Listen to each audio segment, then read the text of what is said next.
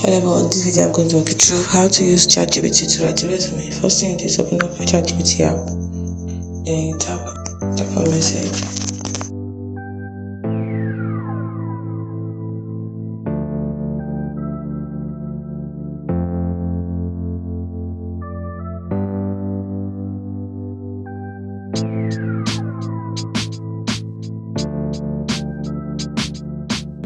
Tap on send.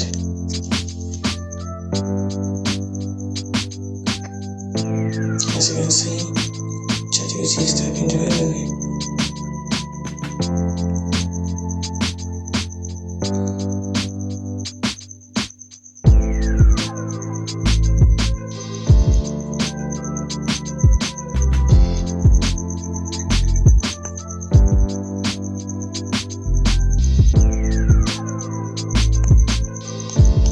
So you just edit it the way you want. It's as simple as that.